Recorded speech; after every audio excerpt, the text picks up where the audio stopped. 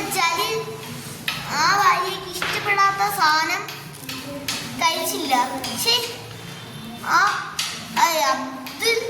അബ്ദും പറയുന്നത് നാളെ നോക്കാം എവിടെയെങ്കിലും കിട്ടുമെന്നല്ല പറയുന്നത്. പക്ഷെ ഇയാൾ അങ്ങനെ കാണിച്ചില്ല, നല്ല രീതിക്ക് അടിച്ച്. ഞാൻ അതുകൊണ്ടാ എന്തായാലും അതൊരു മോശ. അബ്ദുൽ ഖാദർ സാഹിബ് ചെയ്തത് ശരിയല്ല. കാരണം ആ ജമീല പാവമായിരുന്നു.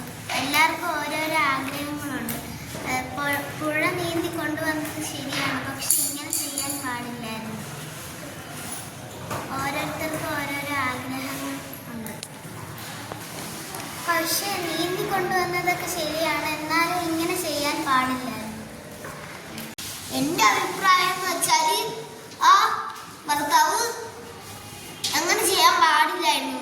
കാരണം അയാള് കഷ്ടപ്പെട്ട് കൊണ്ടുവന്നല്ലേ. പക്ഷെ കഴിച്ചില്ലെന്ന് പറഞ്ഞ് ഇങ്ങനെയൊക്കെ കാണിക്കണോ? അത് ദ്രോഹമല്ലേ? അതാണ് എൻ്റെ അഭിപ്രായം. അബ്ദുൽ ഖാദർ ജമീലെ കമ്പെടുത്ത് അടിച്ച് ശരിയായില്ല. വെള്ളത്തിൽ നീന്തി കൊണ്ടുവന്നത് ശരിയാണ്, പക്ഷെ കമ്പെടുത്ത് ജമീലെ അടിച്ചത് ശരിയായില്ല. സ്ത്രീകളുടെ ദേഹത്ത് തൊടുന്നത് തെറ്റാണ്. അതുമാത്രമല്ല അബ്ദുൽ ഖാദർ ഭീഷണിപ്പെടുത്തി. വെട്ടുകത്തി ഉപയോഗിച്ച് എനിക്ക് തോവൻ പഴമാണെന്ന് പറയാൻ പറഞ്ഞു. വേലക്കാരിയെ വേണ്ടെന്ന് ഭീഷണിപ്പെടുത്തി.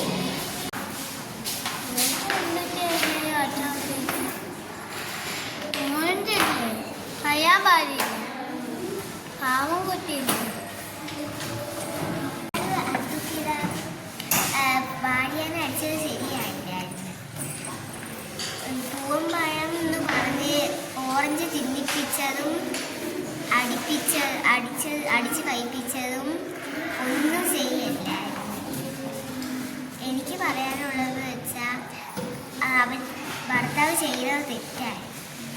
ഭാര്യനെ അടുപ്പിച്ച് കഴിപ്പിച്ച് ഭാര്യക്ക് ഇഷ്ടമല്ലെന്ന് പറഞ്ഞ സാധനം തിന്നിപ്പിച്ച് ഭാര്യ വേലക്കാരിയെ വേണമെന്ന് പറഞ്ഞപ്പോൾ അത് വെട്ടുകത്തി എടുത്ത് വേണ്ടെന്ന് പറഞ്ഞതും ശരിയല്ല.